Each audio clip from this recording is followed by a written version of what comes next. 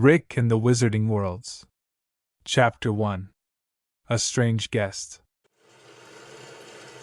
The rain pounded mercilessly on the garden plants, causing some of them to bow to the ground.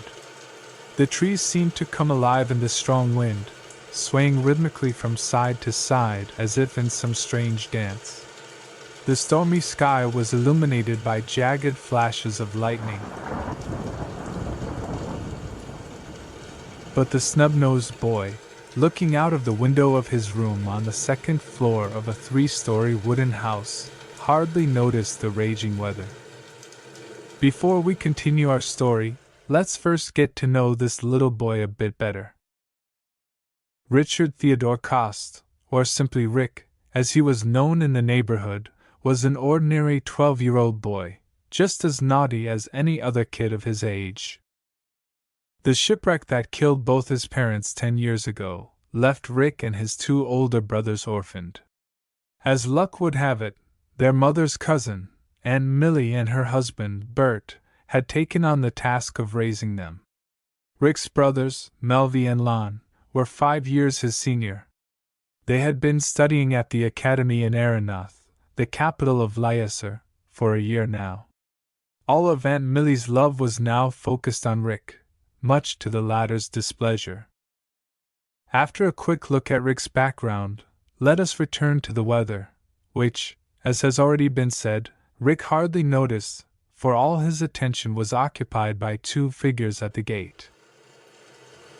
Uncle Bert's raincoat, with a large daisy pattern, made him look like an overgrown child who hadn't realized that he was already an adult. Uncle was talking to someone very tall whose face was completely hidden under a dark hood. The boy couldn't hear what the 2 men at the gate were talking about, so he just watched. Something odd was going on around the stranger. Despite the downpour, his cloak was still dry. The boy decided to go down and take a closer look. But as he was hurriedly making his way to the door in the semi-darkness of the room, he hit his knee on the chair and had to stay still for a while, waiting for the pain to subside. When he limped downstairs and opened the front door, to his great annoyance there was no one at the gate.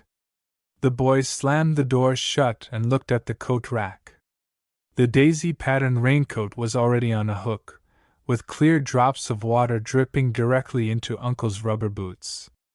Uncle Bert was home. Rick rushed into the kitchen, then into the living room, and finally into his aunt and uncle's bedroom. But to no avail, his uncle was nowhere to be seen. "He must be at the observatory," thought the boy and rushed upstairs. Uncle Bert called a room on the top floor the observatory. Part of the ceiling of the room was designed to open like a window. On warm, summer evenings, and often not so warm and, to put it bluntly, not at all summery, Uncle Bert, often in secret from his wife, Millie, opened this part of the ceiling to observe the stars through a telescope.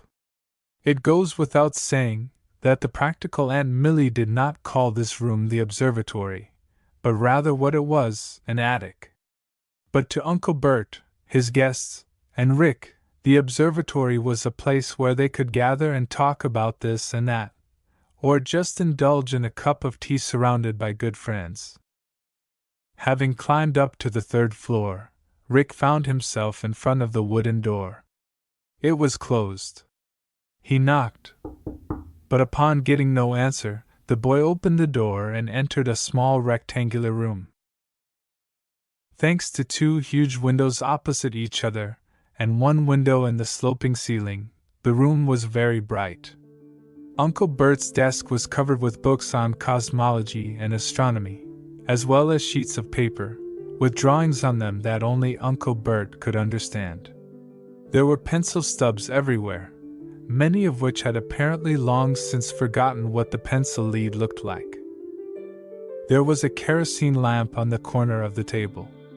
It looked so old that perhaps if someone had thought to wipe it clean of centuries of dust, a genie who had given up hope of ever getting fresh air might have emerged from it. Right above the desk there was a detailed star chart. A three-legged silver telescope by the window was resting after the night's observation, staring thoughtfully with its one eye into the distance, where a dark strip of the sea was visible.